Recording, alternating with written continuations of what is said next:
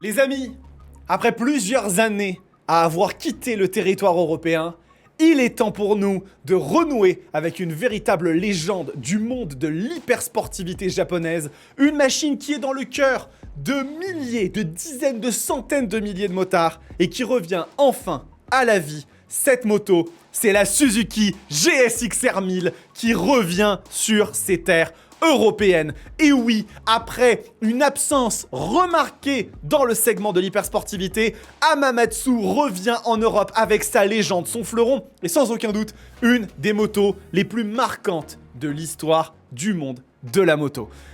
Bonjour tout le monde, je suis très content de vous retrouver aujourd'hui pour une nouvelle édition de Moto Bistro, votre émission consacrée à l'actualité du monde de la moto, et on est actuellement en live le 31 juillet à 9h du matin pour le reveal aux 8h de Suzuka d'une toute nouvelle page dans l'histoire de la GSX-R.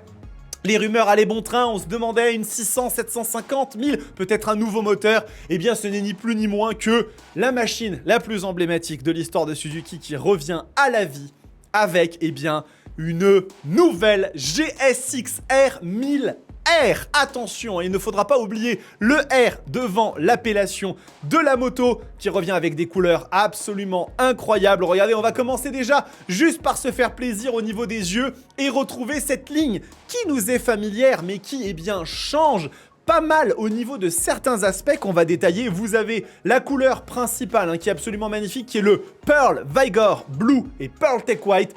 Très beau pour célébrer le 40e anniversaire de la GSX-R 750 sortie le 31 juillet 1985 et qui a vraiment donné naissance aux hypersports modernes, les machines sportives modernes. Donc regardez, on retrouve exactement cette face qui est très effilée, agressive, un nouveau pot d'échappement qui va être un petit peu ressemblant finalement je trouve à celui de la CBR 1000RR. On est sur un pot assez long, assez stylisé avec le petit GSX-R gravé dessus. On a deux autres couleurs qui sont magnifiques, le Candida Ring Red Pearl Tech White, donc c'est le Pearl Tech White qui revient à chaque fois, qui est très beau lui aussi, avec quelques petites touches de doré un peu comme ça, qui est très sympa, c'est un doré un peu atténué. Et finalement, on a cette couleur Pearl Ignite Yellow et le Metallic Matte Stellar Blue qui lui va vraiment très bien. Donc, nous allons bien évidemment détailler la moto dans tous les aspects, on va en parler, on va parler du moteur, on va parler de la technologie, on va parler du châssis. On va commencer par ce moteur. Le moteur de la GSX-R 1000R, c'est ni plus ni moins que le 4 cylindres en ligne qu'elle possédait avant de disparaître. C'est le même moteur qui est bien évidemment passé en Euro 5+, donc il est conçu pour offrir des performances optimales dans toutes les conditions de pilotage, tant sur route que sur circuit. Il est mis à jour pour 2025 et conserve le même niveau de performance et de fiabilité tout en produisant un couple encore plus constant sur toute la plage d'exploitation et des évolutions ont été apportées au niveau du système d'échappement 4, 2, 1, augmentation du diamètre, du tube d'échappement, etc. En termes de performance, du coup, qu'est-ce que ça donne? Eh bien, regardez, on va aller juste en bas sur le site de Suzuki pour avoir directement les performances et on est donc à 195 chevaux à 13 200 tours minute et 110 Nm à 11 000 tours minute. C'est des valeurs qui aujourd'hui sont un petit peu en deçà de ce que la concurrence produit. On est bien d'accord, la moto mériterait quand même certainement d'avoir un peu plus de performance pour être compétitive, dirons-nous, mais ça ne veut pas nécessairement dire que la machine ne sera pas intéressante, puisqu'il va y avoir énormément de considérations à prendre en compte, comme notamment son prix. Attention, cette moto, on ne sait pas encore du tout combien elle coûte, on va y revenir après, mais en l'occurrence, c'est vrai que 195 chevaux, on peut se poser la question, je trouve que c'est un petit peu timide, c'est peut-être aussi une façon pour Suzuki d'amortir les coûts en gardant le même moteur et en n'essayant pas nécessairement d'aller chercher quelque chose d'extrêmement performant et justement se dire on est dans notre monde et on ne veut pas aller se battre avec les autres pour être les plus puissants, mais peut-être les plus contrôlables ou les plus utilisables sur la route aussi.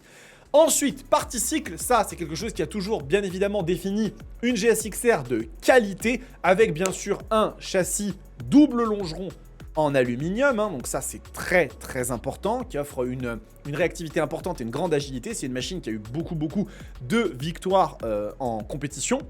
On a cette fourche donc Showa BFF Balance Free Fork avec une technologie de compétition pour offrir une excellente réactivité et maniabilité.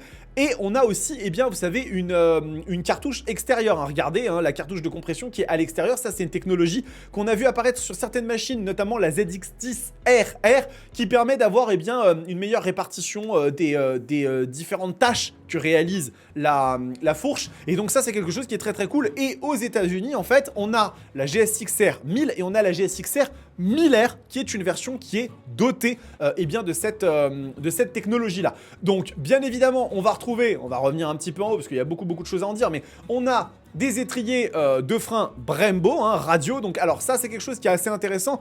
On ne sait pas quels sont les pneus, quels sont les freins, pardon. On ne sait pas si c'est du M32, si c'est du Stylema, du M50.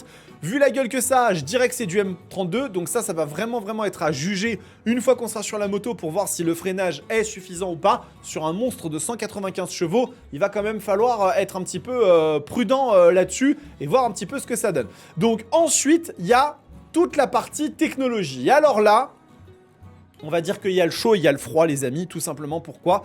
Parce que si on regarde ici, vous allez voir, hein, on a une petite image. Bon, le bas blesse un peu. Pourquoi? Parce que cette moto, elle est dotée du même écran qu'elle avait il y a déjà plusieurs années. Hein. C'est quelque chose qui, moi, me pose un vrai souci, que la machine n'ait pas évolué à ce titre-là, parce que franchement, ça fait un peu... par rapport à ce qui se fait aujourd'hui, c'est vrai que c'est un petit peu dommage. On aurait bien aimé avoir un écran un petit peu plus poussé. J'ai essayé de vous retrouver, parce que j'ai des photos bien évidemment, les visuels. Et donc regardez cet écran. Vraiment là on est sur du LCD, tout simplement. On est sur exactement le même écran. Alors on peut voir certaines choses. On peut voir notamment qu'on a une jauge à essence, ce qui pour certains n'est pas forcément une évidence. Mais ça pour le coup c'est vraiment, je dirais, le point qui va me poser un petit peu de soucis sur cette moto si le prix est trop élevé. Parce qu'un écran, pour moi, c'est vraiment aussi démonstratif de la technologie d'une machine. Et sur une Hypersport, on cherche véritablement à avoir quelque chose qui soit assez haut en termes de technologie. Parce que c'est tout simplement le haut de gamme, hein, c'est le vaisseau mère.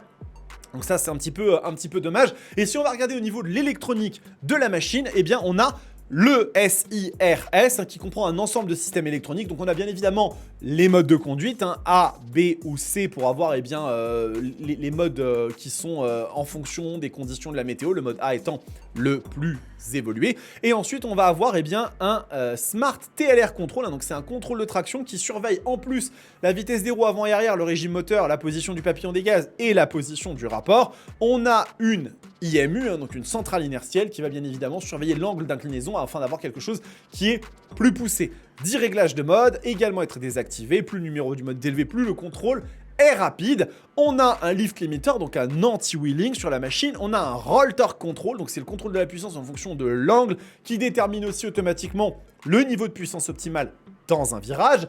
Et puis finalement, on va avoir du launch control. Ça, ça fait partie des petites choses qui sont sympathiques. Du shifter up and down, un motion track brake system. Donc, c'est un système qui améliore la sécurité en permettant l'activation de l'ABS dans les virages. Hein, c'est, vous savez, les ABS actifs en courbe. Et un slope dependent control system, donc qui aide à empêcher les soulèvements de la roue arrière lors d'un freinage en descente. Donc ça, pour le coup, c'est une machine qui est bien dotée, mais qui n'est pas nécessairement ultra dotée.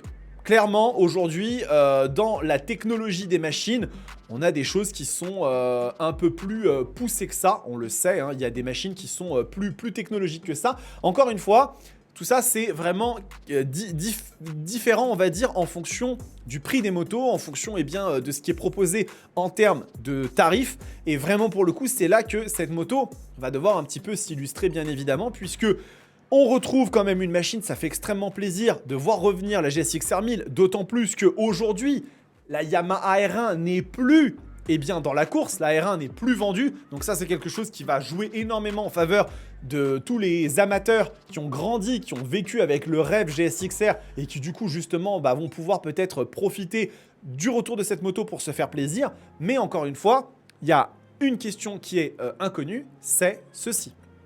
La GSX-R 1000R n'a pas de tarif à l'heure actuelle.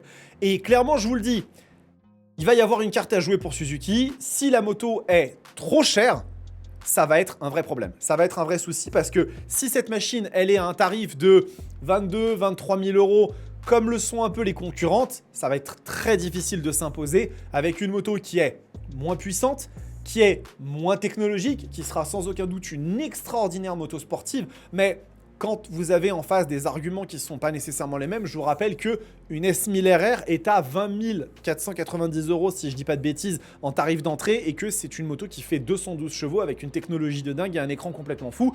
La GSX-R 1000 R a quand même pour elle une fourche qui est assez exceptionnelle, et je l'espère un châssis qui sera totalement fou, mais ça, je me fais absolument aucun souci parce que ça reste quand même un peu des maîtres en termes de châssis Suzuki là-dessus. Donc, on va voir.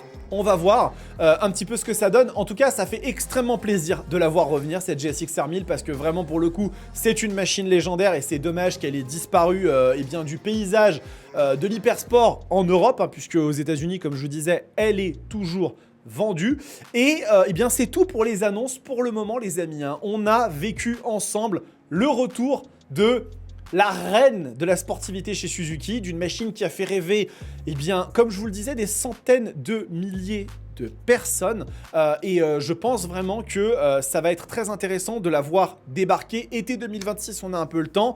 Qui sait, peut-être que j'aurai la chance incroyable de faire partie des invités au lancement presse international, s'il y en a un. Et si c'est le cas, bien évidemment, je ne manquerai pas de vous le dire. En tout cas, j'ai adoré partager ce moment avec vous. N'hésitez pas à vous abonner à la chaîne si ce n'est pas encore fait, afin de soutenir bien, le travail que je fais. Et le like et commentaire sur la vidéo m'aide à en savoir un petit peu plus sur vous et à améliorer l'algorithme. Voilà. Et en attendant, les amis, on se retrouve très très vite pour d'autres vidéos très très chouettes. Prenez soin de vous, kiffez vos bécanes.